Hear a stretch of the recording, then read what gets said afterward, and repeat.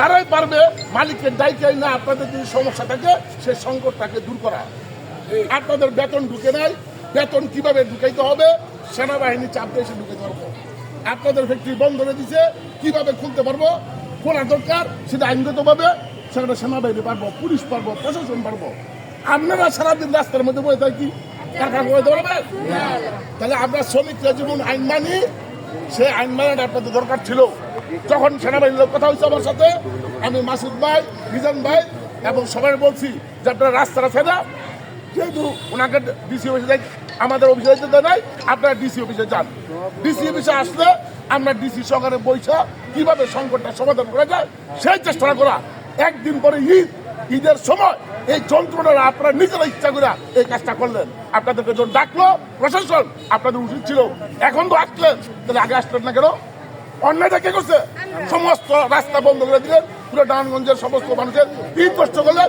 আপনাদের একটা সমস্যা, আপনাদের একটা ফ্যাক্টরির সমস্যা কেন্দ্র করে পুরো নারায়ণগঞ্জের মানুষকে আপনারা সংকটে ফেলাতে পারেন না, পারেন? তাহলে যে ঘটনায় করছে এখন কিভাবে সংকটটাকে দূর করা যায় সেই চেষ্টা করতে হইব। কোনো কথায় কেউ কথায় প্রবঞ্চ হইয়া উশৃঙ্খলতা যাতে পারবেন না। উশৃঙ্খলা কখনো শ্রমিকদেরকে সঠিক জিনিস বয়ে নিয়ে আসে না। একমাত্র শৃঙ্খলার মধ্যেই শ্রমিকের অধিকারটুকু আদায় করা সম্ভব। আপনারা ধৈর্য সহকারে বসেন। আপনারা যে ঘটনা ঘটছে, সেনাবাহিনীর সাথে আমার সাথে টেলিফোনে কথা হয়েছে, উনি বারবার বলছে ওনাদেরকে বলো রাস্তাটা ছেড়ে ডিসি অফিসে আনার জন্য। নেতৃবৃন্দকে বারবার বলছি যে আপনারা ডিসি অফিসে যান। এখন আমরা যে পয়সা কথা বলতেছি, কেউ আমাদেরকে ডিস্টার্ব করে? পুলিশ ডিস্টার্ব করে?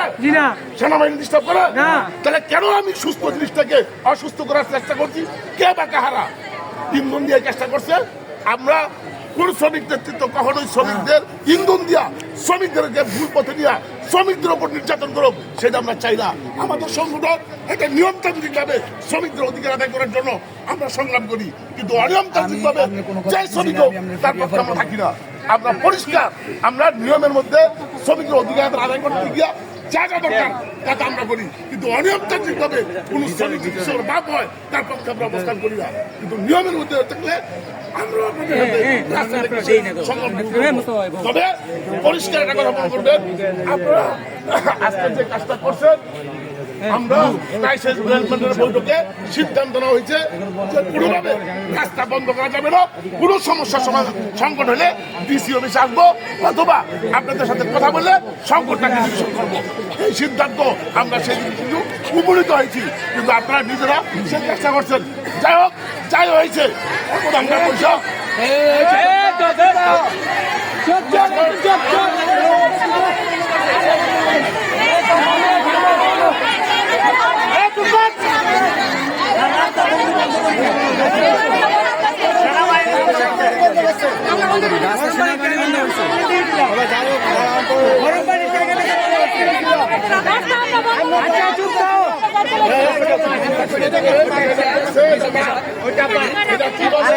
আমি কতগুলো লোকের বানালাই যাইতে কতগুলো লোকের ভাই চুপ থাক।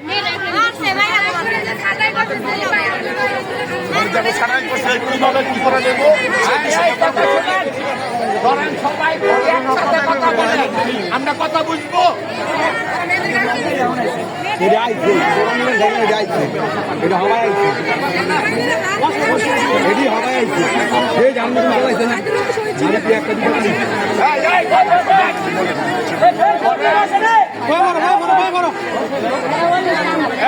কথা শুনেন,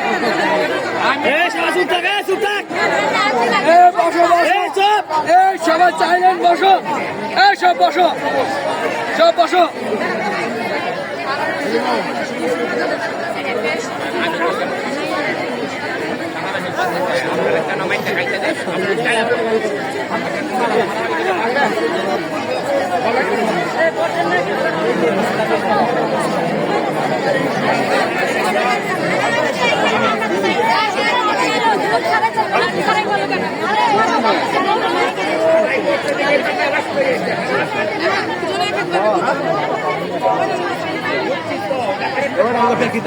বন্ধ করে দিচ্ছি কোর্টে ভিসাই দিচ্ছি বন্ধ করে দিচ্ছি না বেতন ছাড়া নাই আমি কেন